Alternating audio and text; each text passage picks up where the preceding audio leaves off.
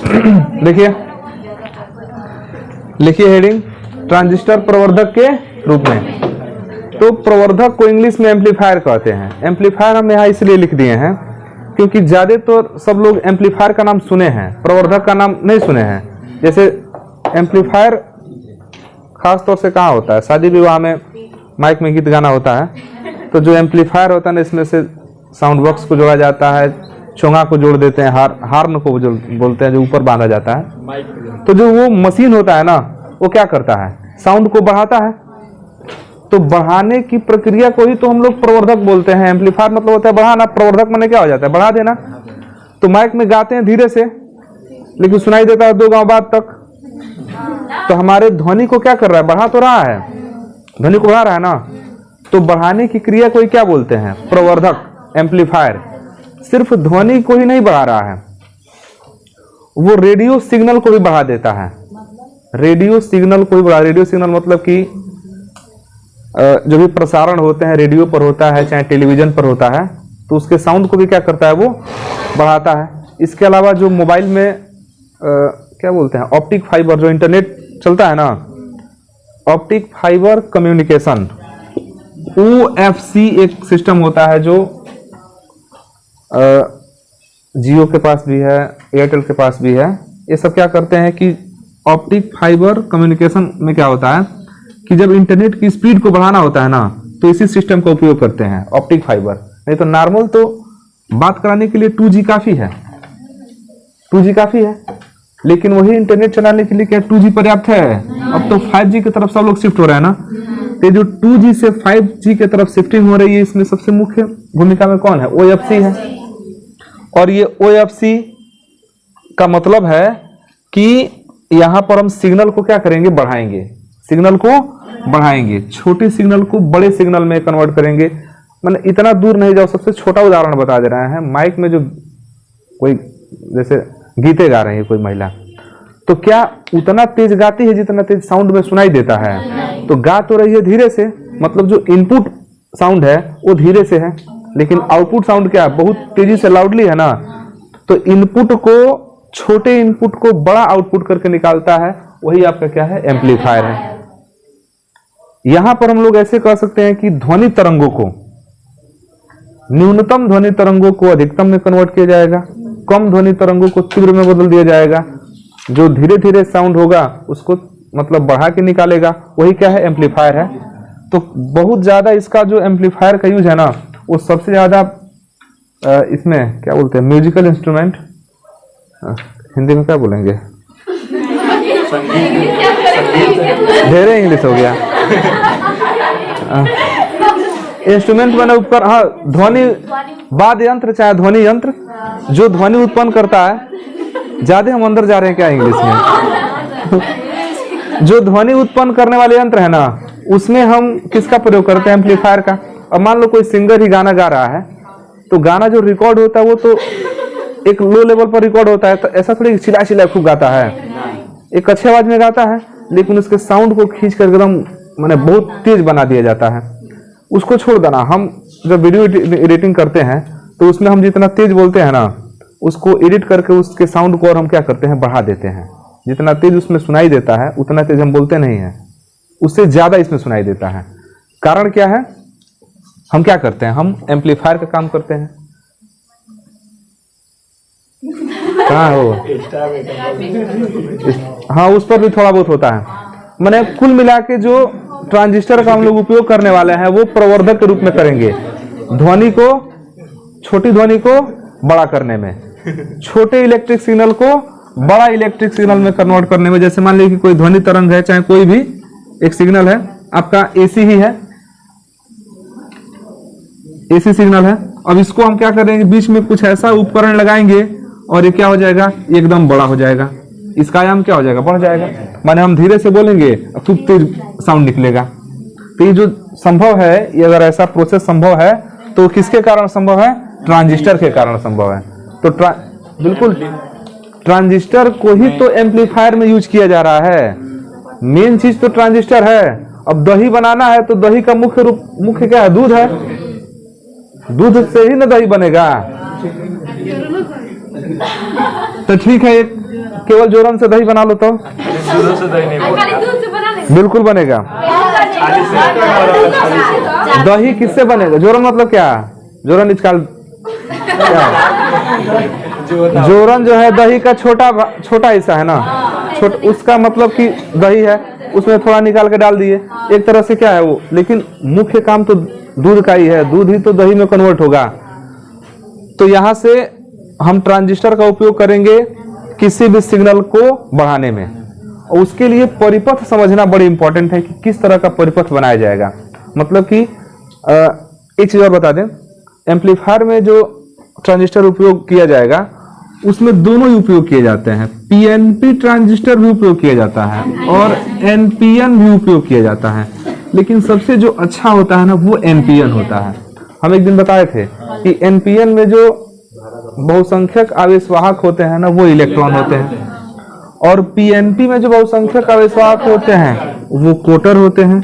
और अगर दोनों की क्रियाशीलता देखें, इलेक्ट्रॉन और कोटर की क्रियाशीलता देखें, तो इलेक्ट्रॉन ज्यादा एक्टिव होता है, इसलिए ज्यादा मतलब अच्छा कौन काम करता है? एनपीएन। तो परीक्षा में पूछने के मतलब 99% चांस है कि कौन पूछेगा? एनपीएन पूछेगा, पीएनपी पूछता नहीं है, एनपीएन ही ज्यादा पूछता है। अब अपवाद है पीएनपी पूछ दे, तो पीएनपी पूछ देगा तो ज्यादा अंतर नहीं होता है, बस सर्किट में जो हम लोग ये बनाएंगे ना, डायोड जब बनाएंगे तो तुम लोग देखोगे कि बस पीएनपी में और एनपीएन में केवल तीर का बस अंतर था और कुछ अंतर नहीं था। तो चित्र में भी बस उतना ही अंतर होगा, ज्यादा कुछ अंतर नहीं होगा। तो हम लोग यहाँ एनपीएन ट्रांजिस्टर का उपयोग करेंगे प्रवर्धक के रूप में। तो इसके लिए चित्र सबसे मुख्य चीज है याद होना कि चित्र इसका कैसा होगा। तो ध्यान से देखना, हम लोग किसका उपयोग कर रहे हैं? एनपीएन ट्रांजिस्टर का। मतलब एनपीएन ट्रांजिस्टर का उपयोग हम प्रवर्धक के रूप में करने जा रहे हैं। इसके लिए एक एनपीएन ट्रांजिस्टर चाहिए। तो एनपीएन ट्रांजिस्टर को हम ऐसे सिंबल के रूप में दिखा दे रहे हैं, एनपीएन, बात नहीं करो, एनपीएन ट्रांजिस्टर में इस तरह से था ना, हम इसको ना ऐसे बनाए थे, नीचे कर दिए थे, उससे कोई बात नहीं है। तो एक पॉइंट ये हो गया, एक पॉइंट ये हो गया, और एक ना ऐसे था, ऐसे था ना। तो इसको हम लोग ना बी कहे थे, बी कहे थे। ये क्या है? सी था कि ई था? ई था। अच्छा, ई को यहां भी मान सकते हैं, सी को यहां मान सकते हैं, क्यों नहीं मान सकते हैं? देखो देखो, यही ना है, यही तो है बी है ई था, और ये क्या है? सी है। तो इसको ऐसे से पलट के यहाँ पर लगा दिया गया है। इसको अगर ऐसे करेंगे तो ई ऊपर होगा, सी नीचे होगा ना, ऐसे नहीं, पलट दीजिए ऐसे, तो ई कहाँ चलाएगा? नीचे। सी कहाँ चल जाएगा? ऊपर। ई आपका उत्सर्जक है, देखिए उत्सर्जक, आधार, संग्राहक, ये ना होता है, उत्सर्जक, आधार और संग्राहक। थोड़ा ठीक से इसको समझना, चित्र ही मुख्य है, ज्यादा इसमें कोई बहुत ज्यादा मतलब टेक्निक नहीं है, केवल चित्र पर बस फोकस करना तुम लोग। तो यहां से ये आपका 3 इसमें टर्मिनल होंगे, 3 जगह जोड़ने के लिए होगा ना। अब याद होगा तुम लोगों को, हम बताए थे कि जब भी इसका संयोजन करते हैं ना, तो उत्सर्जक और आधार को अग्र अभिनत में रखा जाता है। याद है? उत्सर्जक और आधार को अग्र अभिनत में रखा जाता है। अच्छा, ये एनपीएन है ना, तो एनपीएन में तीर बाहर की तरफ था, एनपीएन में तीर बाहर की तरफ था, बी से ई के तरफ था, ऐसे था। और ये पीएनपी होगा तो ऊपर की तरफ हो जाएगा, बस इतना ही अंतर है। बाकी अग्र अभिनत में तो वहां भी रखा जाता था, यहां भी रखा जाएगा। तो इसको हम कहाँ रखेंगे? अग्र अभिनत पर। अच्छा, एक चीज और इसमें शब्द उपयोग करता है, उभयनिष्ठ, उभयनिष्ठ उत्सर्जक, उभयनिष्ठ उत्सर्जक। उभयनिष्ठ उत्सर्जक का मतलब हुआ ना कि इसमें जो आपका इमीटर होगा वो कॉमन होगा। अब कॉमन किस तरह से होगा? देखिए ये नीचे की तरफ आ जाएगा, यहां से हम एक सेल लगा देते हैं, सेल यहां लग गया। अब इसको अगर हमको रखना है अग्र अभिनत पर, तो ध्यान देना ये NPN है, NPN। तो N को अग्र अभिनत पर रखने के लिए किससे जोड़ना पड़ेगा? माइनस से जोड़ना पड़ेगा, और बाकी P वाले को प्लस से, और इसी को हम भू संपर्कित कर देते हैं ना इस तरह से। तो जिसको भू संपर्कित कर दिए वही उभयनिष्ठ हुआ। तो हम उत्सर्जक को क्या कर दिए? भू संपर्कित कर दिए है ना, अब ये उभयनिष्ठ हो गया। अगर आधार को भू संपर्कित करते तो उभयनिष्ठ आधार होता, अगर संग्राहक को भू संपर्कित करते तो उभयनिष्ठ संग्राहक होता। लेकिन जो सिलेबस में है, जो बोर्ड परीक्षा में पूछेगा, वो केवल यही पूछता है उभयनिष्ठ उत्सर्जक, बाकी दो नहीं पूछता है, ये ध्यान देना। तो इसको हम रख दिए अग्र अभिनत पर, और बाकी जो दूसरा वाला है इसको रखेंगे उत्क्रम पर, ध्यान देना। तो ये आपका हो गया उत्क्रम अभिनत पर। तो उत्क्रम अभिनत पर इसको रखेंगे, एक सेल लगा दें यहां पर। उत्क्रम में देखिए N टाइप है, NPN, वन पार दे रहे हैं, NPN। तो N वाला जुड़ेगा प्लस से, उल्टा वाले में से N निगेटिव ना है तो जुड़ेगा प्लस से, और इसको खींच देते हैं नीचे तक। अब इसको उभयनिष्ठ इसलिए बोलते हैं ना, उभयनिष्ठ उत्सर्जक इसलिए बोल, दो कारण है। देखिए जो उभयनिष्ठ उत्सर्जक है ना, वो दोनों ओर के बैटरी से जुड़ा हुआ है, इधर वाले बैटरी से भी जुड़ा हुआ है और इधर वाले से जुड़ा हुआ है, दोनों में कॉमन ई है, दोनों में कॉमन ई है ना। क्या सी कॉमन है? नहीं, सी केवल इस वाले सेल से जुड़ा हुआ है, माने बैटरी से, और बी इधर वाले से जुड़ा हुआ है, लेकिन ई वाला टर्मिनल दोनों तरफ जुड़ा हुआ है, इसीलिए इसको क्या बोलते हैं? उभयनिष्ठ उत्सर्जक। ये हो गया। इसमें धारा बहाना है, धारा बहाना है ना, वही बहाना प्रवाहित करने की बात है ना। ज्यादा भोजपुरी हो जाने तो ढेरे इंग्लिश हो जा रहा है, गड़बड़ हो जा रहा है। तो अब देखिए ध्यान से, अब यहां से हमको इनपुट सिग्नल देना है, यहां से हमको जिसको, थोड़ा ध्यान दो, जिस भी सिग्नल को बढ़ाना है वो सिग्नल यहां दिया जा रहा है, दिया जाने वाला है। अब जो मिलेगा वो इससे बड़ा मिलना चाहिए, तभी ना पता चले कि बढ़ा के मिला है। इसके लिए हम यहाँ पर जो भी करंट भेजेंगे या जो भी करंट भेजा जाएगा, तो ये क्या समस्या है करंट भेजने में, वो समस्या इस बुक वाले चित्र में नहीं दिया है, इसमें सीधे बना दिया है, लेकिन थोड़ा सा किताब इसमें दिया है, इसमें भी NPN जो हम चाह रहे हैं वो नहीं दिया है, पता नहीं कहाँ छोड़ दिया है, ये थोड़ा समझ के बाहर है। हम बता रहे हैं वैसे वो चित्र ठीक नहीं है। देखिए होगा क्या, हम यहाँ से, अगर आप हम यहाँ से भेज दें, कोई करंट यहाँ से भेजें, ठीक है, करंट भेजें, तो ये करंट इधर से जाएगा ना, इधर से। अब चूंकि AC करंट है, AC सिग्नल है, तो AC सिग्नल में समस्या होती है ना कि एक बार ये क्लॉकवाइज जाता है और एक बार एंटी क्लॉकवाइज, तो जाएगा ना आखिर इधर, इधर तो जाएगा, लेकिन इधर से AC जा रहा है और इधर से DC करंट भी तो जा रहा है, समझ पा रहे हो। देखो इसमें जो उत्सर्जक आधार संधि है, उत्सर्जक आधार को तो अग्र अभिनत तो रखे है ना, तो अग्र अभिनत में तो धारा बहता है, मतलब यहां से जाएगा तो DC भी जा रहा है, और यहां से जोड़े हैं तो इसमें AC भी जा रहा है, तो जो संधि पर करंट जा रहा है वो दो तरह का करंट जा रहा है। लेकिन क्या जरूरी है कि इसमें से जो जाने वाला करंट है वो इधर ही जाए, इधर नहीं आ सकता है, इधर भी तो आ सकता है। कुछ समझ आ रहा है कि नहीं आ रहा है। जैसे इधर से करंट जा रहा है, हमको इधर बढ़ा करके करंट प्राप्त करना है, तो जो ये बैटरी जो छोटा सा वोल्टेज देगा, कम नहीं देगा लेकिन देगा ना, तो इससे जो धारा निकलेगा वो इधर जाएगा तब तो ठीक है, कोई दिक्कत नहीं है, वहीं है। लेकिन इधर अगर धारा आ गया तब तो व्यर्थ हो जाएगा ना, फालतू खर्चा हो जाएगा। इधर कहाँ कुछ है, कुछ नहीं है, वोल्टेज ज्यादा है तो इधर कैसे? नहीं, एक एसी है और एक डीसी है, कोई तालमेल नहीं है। एक एसी है और एक डीसी है, ये ध्यान देना। एक एसी है एक डीसी है। तो क्या किया जाता है ना, यहां पर एक संधारित्र लगा देते हैं।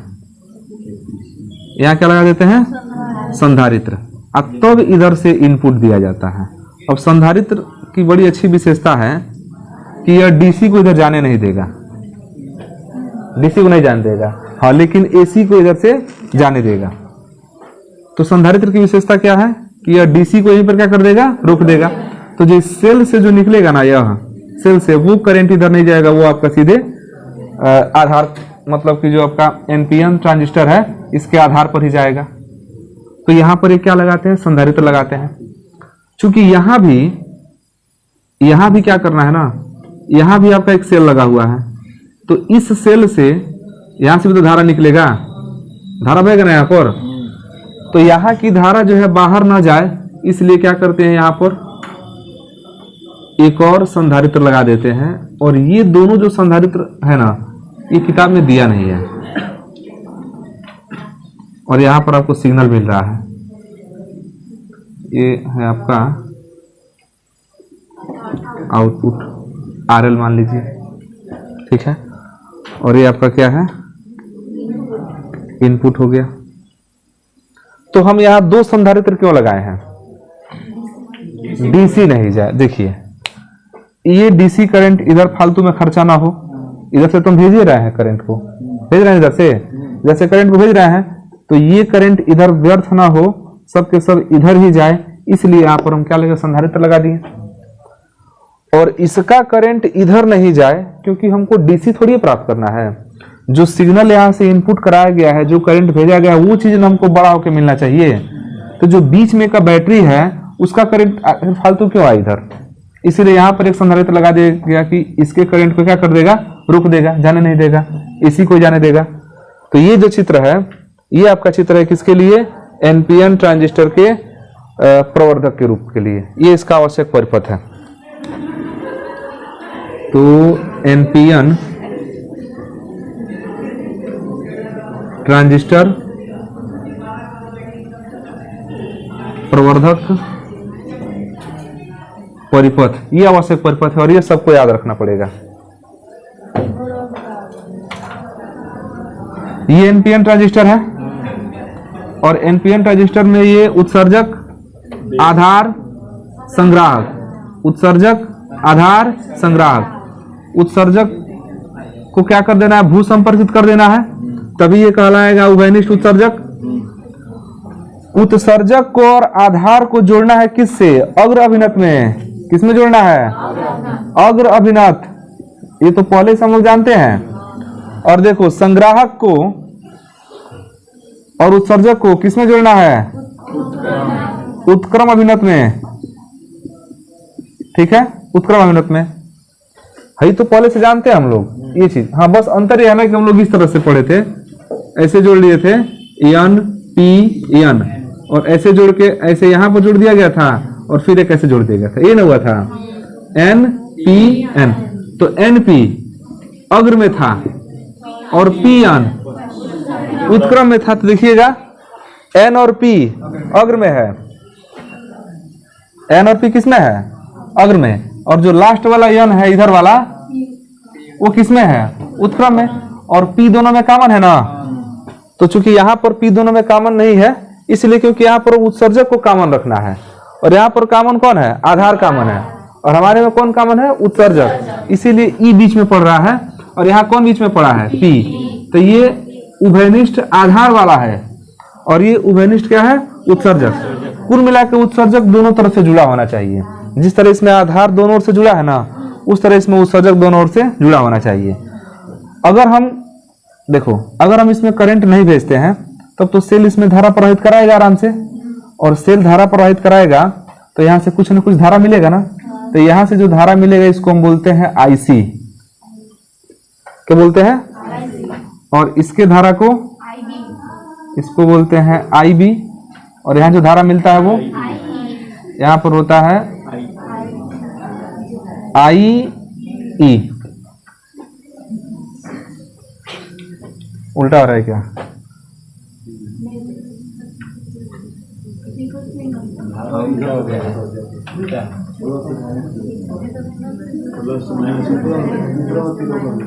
हाँ, ये ऐसे जाएगा, ठीक है, कोई बात नहीं।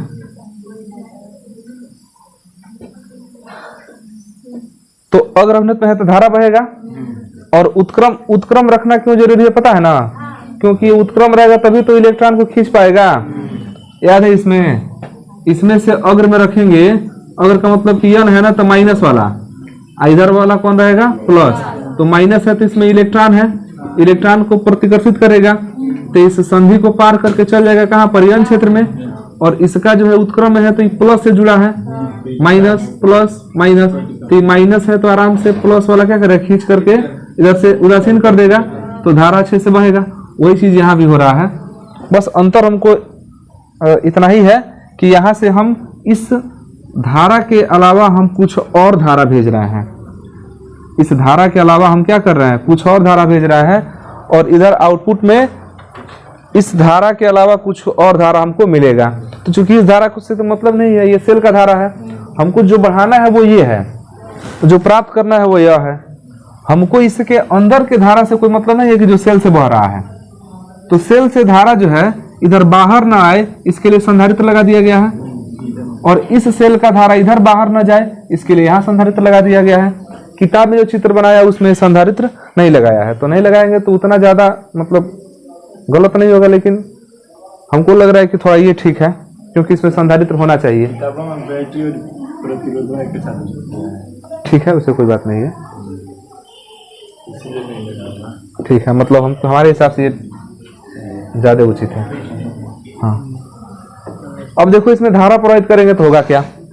मान लीजिए कि इसमें आप भेज दिए 10 वोल्ट, कितना भेज दिए?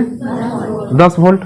इसमें जैसे 10 वोल्ट भेजे तो कुछ वोल्टेज इसका होगा ना, कुछ वोल्टेज क्या होगा? इसका होगा। अब सेल है तो कुछ ना कुछ 1 वोल्ट 2 वोल्ट कुछ ना कुछ तो वोल्टेज होगा करेगा।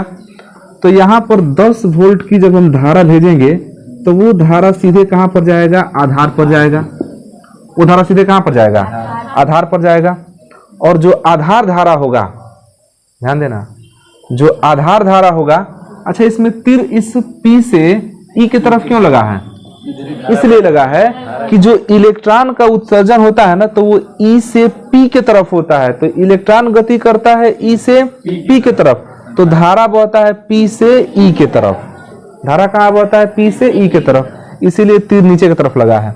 तो ये धारा जैसे ही इसमें जाएगा, ये धारा जैसे जाएगा, तो ये धारा कितना वोल्ट है? मान लीजिए 10 वोल्ट। और इधर से कितना वोल्ट इसमें और जोड़ देगा? 1 वोल्ट। नहीं जोड़ेगा?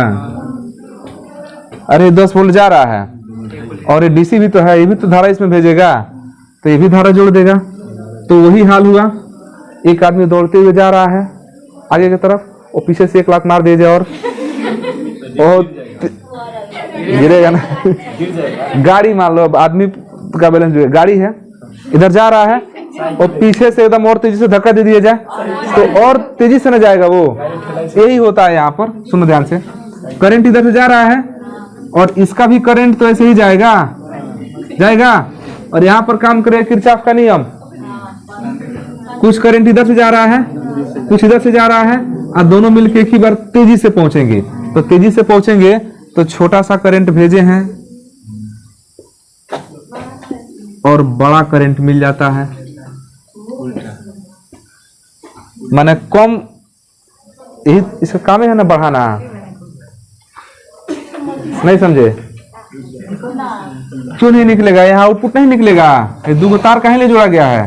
भाई तुम्हारा मान लो डीजे लगा हुआ है, चाहे बल्ब लगा हुआ है, चाहे कुछ भी मोटर लगा हुआ है, कुछ भी लगा हुआ है। अब आरएल लिख दिए हैं, मतलब कि लोड लगा हुआ है। लोड का मतलब क्या हो सकता है आपका? ये पंखा हो सकता है, ट्यूबलाइट हो सकता है, बल्ब हो सकता है, कुछ भी हो सकता है यहाँ पर। तो यहाँ पर देखो ना, मेन चीज यहाँ पर समझना है, एसी करंट गया इधर से और डीसी इसको पीछे से और धक्का दे दिया, तो धक्का दिया तो थोड़ा सा इसका करंट बढ़ जाएगा ना। तो बढ़ाना ही तो हमारा काम है। प्रवर्धक एम्पलीफायर का काम क्या है? बढ़ा देना। देखो इसमें एक बैटरी लगी हुई है, नहीं बंद नहीं होगा, बंद नहीं होगा। देखो इसमें एक बैटरी लगा हुआ है, देख रहे हैं क्या? बैटरी नहीं रहता तो साउंड हमारा नहीं जाता, जाता, लेकिन ये क्या करता है, इतना लंबा दूरी तय करना है ना, तो थोड़ा ऊर्जा दे देता है और क्या होता है, बढ़ जाता है, तो बढ़िया से पहुंचता है। हाँ माने अच्छा से पहुंचता है। ऐसा नहीं कि इस तार में करंट नहीं आता है, इस तार में तो मोबाइल के थ्रू करंट आता ही होगा, लेकिन ये थोड़ा सा क्या करता है, उसको पीछे से और पुश कर देता है, धक्का दे देता है तो और बढ़िया चल जाता है। उसी तरह यहाँ पर होता है कि ध्यान से सुनो, यहाँ पे जो भी इनपुट सिग्नल भेजा जाता है उसको ये वाला वोल्टेज क्या करता है, थोड़ा सा धक्का दे देता है, और धक्का दे देता है तो तेजी से यह निकलता है बाहर। और चूंकि एक चीज और है, यहाँ पर वोल्टेज ज्यादा लगा है ना, इसकी तुलना में वोल्टेज क्या है, ज्यादा है, इसकी वोल्टेज को और बढ़ा देंगे तो और तेजी से भेजेगा, इधर का वोल्टेज बढ़ा देगा ना तो तेजी से खींचेगा। तो भेजे हैं मतलब छोटा सिग्नल, और ये बहुत तेजी से क्या कर दिया, धक्का दे दिया, और बहुत तेजी से क्या कर लिया, खींच लिया, तो सिग्नल हमारा क्या होता है, बड़ा हो जाता है। तो धीरे से बोलता है हेलो, और बहुत दूर तक सुनाई देता है हेलो। बैटरी यही तो खींचेगा, है बैटरी नहीं लगे तो धारा बहेगा उत्क्रम अवनत में, उत्क्रम आखिर इलेक्ट्रॉन त्यागेगा, इलेक्ट्रॉन ई से पी में जाएंगे, पी को पार करके एन में जाएगा ना। तो ये बताओ एन पे अगर पॉजिटिव टर्मिनल को नहीं जोड़े तो इसके इलेक्ट्रॉन को कहाँ खींच पाएगा, ये नहीं खींच पाएगा ना। तो उसको खींचने के लिए क्या लगाया है, प्लस लगाए हैं। तो जब प्लस लगा है तो इलेक्ट्रॉन इसमें से इसको पार करते हुए यहाँ पहुंचेगा, और जब पार करते हुए यहाँ पर पहुंचेगा तो तुरंत ये प्लस वाला इसको क्या कर लेगा, तेजी से खींचेगा, और जब तेजी से खींचेगा तो विद्युत धारा जो है हमको ज्यादा मिलेगा। और यहाँ पर वास्तव में ज्यादा मिलता भी है, कारण ये है कि इसमें जो एन में है ना, यहाँ भी ज्यादा मात्रा में इलेक्ट्रॉन है, इसके पास ज्यादा मात्रा में इलेक्ट्रॉन है, और ये तेजी से धक्का देता है और तेजी से क्या करता है, खींचता है। तो इलेक्ट्रॉन का जो स्थानांतरण होता है वो तेजी से होता है और ज्यादा मात्रा में होता है, इसलिए जो धारा मिलता है वो भी ज्यादा मिलता है। कहाँ प्रतिरोध लगा है, बिना प्रतिरोध का कुछ हो सकता है। हम तार, अरे कहाँ पहुंच गए, प्रतिरोध का मतलब क्या समझ रहे हो, तार है वो, तार हम कुछ भी जोड़ेंगे, कोई भी उपकरण चलाएंगे तो बिना तार का नहीं ना चलाएंगे, उस तारे को प्रतिरोध कहा जा रहा है, उस तार को कह रहे हैं। अब तार में हल्का फुल्का तो प्रतिरोध सब में रहेगा, किसी में कम रहेगा किसी में ज्यादा रहेगा, तो हम यहाँ कम प्रतिरोध का यूज करते हैं। हर तार में ही प्रतिरोध होता है। प्रतिरोध क्या करता है, धारा प्रवाह को रोकता है ना। तो क्या हम धारा प्रवाह को बिना तार का करा सकते हैं, तार चाहिए ना धारा प्रवाह के लिए, उसमें हल्का फुल्का प्रतिरोध होगा, थोड़ा बहुत रोकेगा, लेकिन बाकी सब धारा तो प्रवाहित हो जाएगा। तो ये जो यह RL दिखाया गया है, यह RL का मतलब केवल प्रतिरोध नहीं समझो, यहाँ मोटर हो सकता है, बल्ब हो सकता है, टीवी हो सकता है, प्रेस हो सकता है, कुछ भी हो सकता है, जो भी होगा यहाँ से हमको धारा बढ़ा करके मिलेगा। और खास तौर से ये जो टेक्निक है ये उपयोग किया जाता है कहाँ पर, जहाँ पर ध्वनि की तीव्रता को बढ़ाना होता है ना, वहीं पर इसका उपयोग होता है। ध्वनि में और इंटरनेट में दो जगह ज्यादा इसका उपयोग होता है। डीजे में जो बेसर लगता है, बेस होता है ना, इस समय धमाका करने के लिए ना एक अलग से नीचे बेसर लगाया जा रहा है, क्या तुम लोग देखे हो, नीचे बेसर लगाया जाता है। तो बेसर में यही लगा होता है, बेसर जो धमाका जो उत्पन्न करता है ना, गाना कौन सुनता है उसमें, बजना चाहिए। तो जो बेसर होता है ना, बेसर में यही टेक्निक काम करता है। तभी क्या करता है कि अचानक हल्के सिग्नल को बहुत भारी सिग्नल में बना देता है।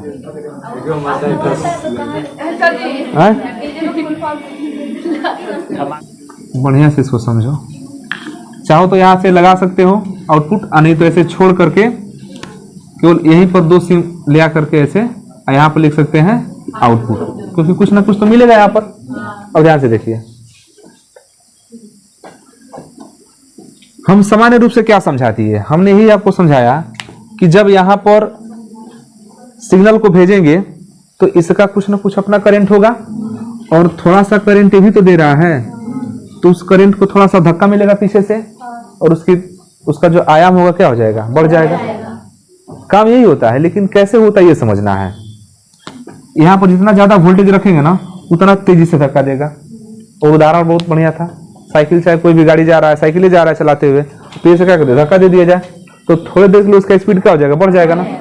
आप दौड़ते हुए आदमी को मारेंगे तो गिर जाएगा। गिरने का मुख्य कारण क्या है, स्पीड ज्यादा हो गया, स्पीड ज्यादा हो गया तो गिर गया। तो देख लो, तो यहां पर अभी हम निवेशी सिग्नल भेजे नहीं है, मान के चलिए अभी भेजा नहीं गया है। अच्छा, किताब में ये नहीं दिया है तो इससे ज्यादा समस्या मत खड़ा करना। मन करे इसको चित्र में मन पड़ेगा तो बना लेना, नहीं तो नहीं बनाओगे तभी वो कोई बात नहीं है।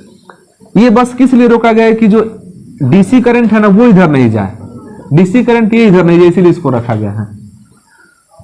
तो अभी हम इसमें इनपुट नहीं भेजे हैं, एसी करंट नहीं भेजा गया है। तो जो डीसी वोल्टेज है, डीसी करंट, वो आधार में से बहेगा। देखिए प्लस से की तरफ धारा बहता है ना, तो प्लस से धारा कहां बहता है, माइनस की तरफ बहता है।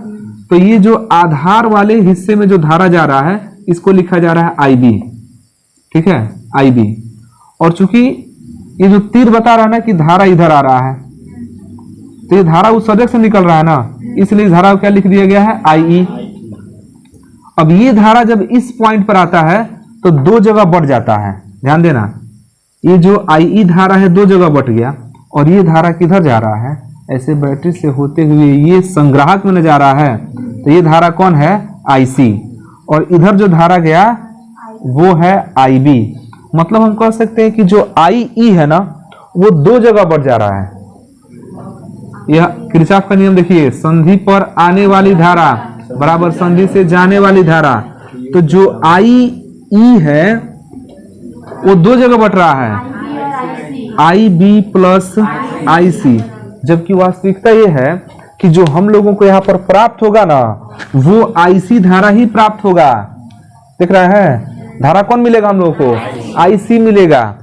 यहाँ पर धारा इधर आईसी ही न जा रहा है, वही धारा मिलेगा। तो हमको निकालना कौन है, आईसी। अच्छा, जो भेजे हैं वो आईबी है, जो प्राप्त हो रहा है वो कौन है, आईसी। तो आईसी धारा अगर आपको प्राप्त करना है तो आईसी निकालना होगा। तो आई माइनस आई बी, इसको समीकरण एक समझ लीजिए। यही तो किरचॉफ के नियम से बताया जा रहा है कि मान लेते हैं कि अभी निवेशी सिग्नल नहीं भेजे हैं, उस कंडीशन में आधार धारा आई बी, उत्सर्जक धारा आई और संग्राहक धारा आईसी है। तो किरचॉफ के नियम से ही धारा बढ़ रहा है। उत्सर्जक धारा जो है कितने जगह बढ़ रहा है, दो जगह, आईबी और आईसी। तो आईई इन दोनों के योगफल के बराबर होगा, वही लिखे हैं, आईई बराबर आईबी प्लस आईसी। यहाँ से आईसी हमको प्राप्त करना है, तो आईसी इक्वल टू हो जाएगा आईई माइनस आईबी, समीकरण नंबर 1। यहाँ पर जो बुक में दिया है, बुक में क्या किया है कि यहीं पर एक लोड प्रतिरोध लगा दिया है। इस बैटरी को तार से जोड़ेंगे ना किसी, तो तार जोड़ दिया, कौन जोड़ दिया, आरएल, और यहाँ पर सिग्नल मिल रहा है, ठीक है। इसको हम यहाँ भी जोड़ सकते हैं, उससे कोई समस्या नहीं है। तो यहाँ से धारा बहेगा, और धारा कौन है, आईसी। धारा कौन बह रहा है, आईसी। तो यहाँ एक बीच में ना बंद परिपथ बन रहा है, ध्यान देना। यहाँ से धारा आ रहा है, ऐसे देखिए, इधर से बंद परिपथ बन रहा है। और जब बंद परिपथ होता है तो किरचॉफ का द्वितीय नियम काम करता है। बंद परिपथ में किरचॉफ का द्वितीय नियम काम करता है। और देखिए यहाँ का जो वोल्टेज है ना वो दो जगह बटेगा, एक तो VCE है, VCE, और जो यहाँ पर आउटपुट वोल्टेज मिल रहा है वो मिल रहा है VCC। संग्राहक धारा के लिए लिखा जा रहा है, संग्राहक धारा VCC। और एक वोल्टेज यहां होगा VCE, वही यहां पर लिखा गया है। देखिए C से जुड़ा है और यहां E से जुड़ा है ना, तो VCE। तो यहां पर तीन तरह का वोल्टेज है, एक है VCC, VCE, और एक यहाँ पर जब प्रतिरोध लगा है, तार से जुड़े हैं, तो कुछ ना कुछ विभव तो यहाँ भी खर्च होगा।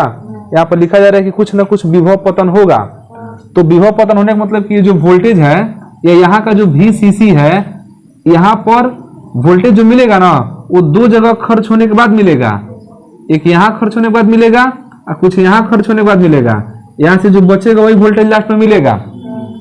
तो किरचॉफ के नियम से देखा जाए तो जो VCC मिलेगा वो किसके बराबर होगा? तो मिलेगा VCE प्लस, तो यहां का वोल्टेज निकालना होगा ना, तो V इक्वल टू होता है ओम के नियम से IR, तो I के लिए यहां पर IC है और प्रतिरोध के लिए RL है, तो VCC इक्वल टू क्या हो जाएगा? VCE plus ICRL। तो ये किरचॉफ के द्वितीय नियम से हो जाएगा। तो उसके नीचे लिखना है विभव होगा। अतः किरचॉफ के द्वितीय नियम से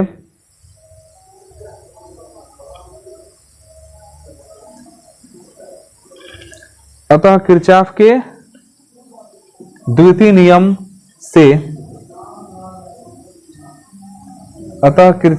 द्वितीय नियम से VCC equal to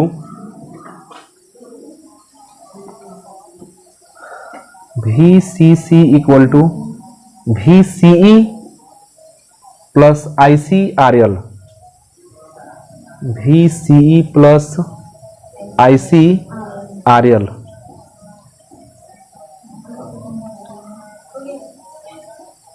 VCC equal to VCE plus ICRL। इसमें अगर VCE निकालना होगा, इस वोल्टेज को निकालना हो VCE, तो हो जाएगा VCC माइनस ICRL। इसको इक्वेशन नंबर 2 बना देना, लिख दो। सुनो, इसमें यह माना गया है ना कि पहला वाला जो अर्धचक्र है वो क्या है? धनात्मक है। तो धनात्मक का मतलब कि धारा इधर से इधर जाएगा, तो जब धारा इधर से इधर गया तो वो धारा अब प्लस इसमें जो धारा जा रहा है वो IB, दोनों मिलकर क्या हो जाएगा? बढ़ जाएगा। ध्यान से समझो, धनात्मक अर्धचक्र में धारा इधर से B की तरफ जा रहा है और इस बैटरी के कारण एक धारा IB भी तो इधर बढ़ रहा है, तो दो धारा गए, तो जब दो धारा आधार पर पहुंचे तो वो धारा किधर आएंगे? उत्सर्जक की तरफ आएंगे। तो जब दो धारा मिलकर उत्सर्जक की तरफ आएंगे, इसका मतलब कि IE बढ़ गया है। I क्या हो गया है? बढ़ गया है। और IE बढ़ा है तो IE equal to IB plus IC है। इसमें हमको IC निकालना है, तो IC इक्वल टू क्या है? IE प्लस IB और IE माइनस IB। अब ध्यान देना, IC का मान कब बढ़ेगा? ध्यान समझना, अगर इस इक्वेशन को केवल देखा जाए तो बताओ, अगर IB का मान बढ़ेगा तब तो इनमें से ज्यादा घटेगा, और ज्यादा घटेगा तो वैल्यू कम होगा, और अगर IE का मान बढ़ जाए तो ये ज्यादा हो जाएगा, तो ज्यादा में से घटेगा तभी तो ज्यादा ही मिलेगा। जैसे मान लो कि यही 10 है, I कितना है? 5। अगर IB बढ़ के 6 हो जाए तो रिजल्ट 4 हो जाएगा, और नहीं बढ़ा था तब रिजल्ट कितना था? 5 था। तो इसके बढ़ने से नुकसान है ना। अगर मान लीजिए कि ये 5 का 5 ही रहे, ये मिलके 15 हो जाए, तब तो तभी तो रिजल्ट बढ़ जाएगा। तो अगर IE बढ़ेगा तो IC भी क्या हो जाएगा? तो क्या इस कंडीशन में IE बढ़ रहा है? बिल्कुल बढ़ रहा है। यहां से धारा IB जा ही रहा है और इसका धनात्मक अर्धचक्र के दौरान धारा इसमें जाके जुड़ जा रहा है, तो दोनों धारा मिलकर ना P से N की तरफ आएंगे। तो जब दोनों धारा मिलकर P से N की तरफ आएंगे तो IE तो वही धारा है, उत्सर्जक धारा, तो ये धारा क्या हो जाएगा? बढ़ जाएगा। जैसे ही ये धारा बढ़ेगा तो जब ये जो IC यहां से निकलेगा ना, वो ज्यादा निकलेगा, और जब ज्यादा निकलेगा तो हमको बढ़ा के ही ना प्राप्त करना है।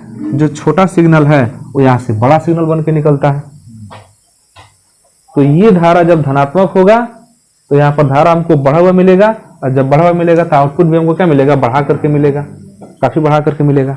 अभी हमारे पास IC जो निर्गत धारा है वो क्या हो गया है? बढ़ा है।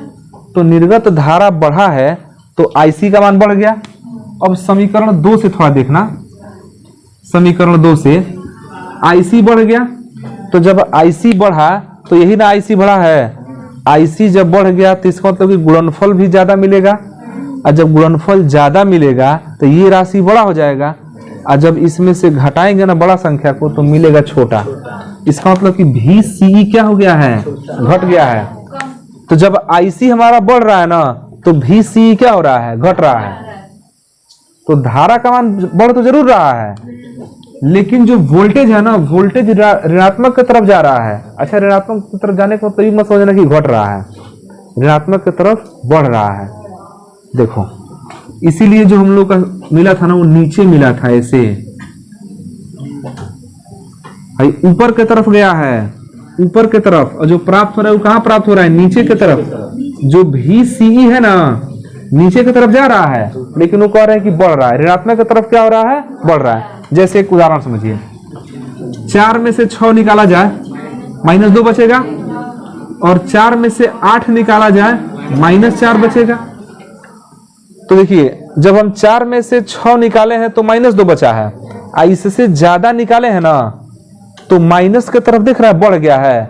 माइनस की तरफ -2 से -4 हो गया है, माइनस की तरफ क्या हो गया है, बढ़ गया है। उसी तरह जब ज्यादा घटाएंगे ना इसमें से, IC का मान बढ़ेगा, और IC का मान बढ़ेगा तो ये पूरी वैल्यू क्या हो जाएगी, बढ़ जाएगी। तो जब ज्यादा घटाएंगे तो माइनस में ज्यादा मिलेगा, ज्यादा घटाएंगे तो माइनस में ज्यादा मिलेगा। देखिए, 4 में से 6 घटाए तो -2, और उसी 4 में से 8 ज्यादा घटा दिए है ना, तो -4। तो ये वैल्यू बढ़ तो रहा है, लेकिन माइनस में बढ़ रहा है। इसीलिए जो वोल्टेज होता है वो कैसे मिलता है, नीचे की तरफ मिलता है। तो जो सिग्नल मिलता है ना, इसमें देखते हैं कि ऊपर वाला सिग्नल मिलता तो है, बढ़ के मिलता है, लेकिन कहाँ मिलता है, नीचे की तरफ मिलता है। इसका कारण क्या है कि हमारा IC बढ़ेगा। IC क्यों बढ़ेगा, देखिए, IB सेल के द्वारा प्रवाहित धारा, जो आधार धारा है वो क्या है, IB, और धनात्मक अर्धचक्र में धारा इधर ही जा रहा है, तो दोनों धारा मिलकर बढ़ेगा। और जब दोनों धारा मिलकर बढ़ेगा तो यहाँ पे ये धारा उत्सर्जक की तरफ ही तो आ रहा है। इसका मतलब कि IE क्या हो गया, बढ़ गया। जब IE बढ़ गया, देखिएगा, IE बढ़ गया तो IC भी क्या होगा, बढ़ेगा। जब IC बढ़ेगा तो ये वैल्यू क्या हो जाएगा, बढ़ जाएगा। जब ये वैल्यू बढ़ेगा तो ये वैल्यू क्या होगा, घटेगा। यही कारण है कि इसके धनात्मक अर्धचक्र में यहाँ ऋणात्मक अर्धचक्र प्राप्त होता है, लेकिन वोल्टेज बढ़ा हुआ होता है, जो धारा होता है वो बढ़ा हुआ होता है। हमको बढ़ाने से ना मतलब है, धारा बढ़ा हुआ होता है। तो क्या लिखे, देखिए, अभी IB इधर जा रहा था ना, और धनात्मक अर्धचक्र में धारा भी इधर जा रहा था, तो IB ही बढ़ गया था, और IB बढ़ा तो IE बढ़ गया, समझ रहा है। लेकिन अगले, जब IE बढ़ा तो IC बढ़ गया, लेकिन अगले आधे चक्कर में धारा तो ऋणात्मक जाएगा, तो ये जा रहा है इधर, ठीक है, और इसका धारा जा रहा है ऋणात्मक, तब तो कुछ घट जाएगा ना। एक वस्तु पर बल लग रहा है इधर, एक बल लग रहा है इधर, तो पूरा बल तो हमारा घटेगा। तो जब ऋणात्मक अर्धचक्र होगा ना, तो जो IE का मान है वो क्या हो जाएगा, घट जाएगा। जैसे ही IE का मान घटेगा, IC का मान भी क्या हो जाएगा, घट जाएगा। और यहाँ पर IC का मान जब घटेगा तो VC का मान क्या होगा, बढ़ जाएगा।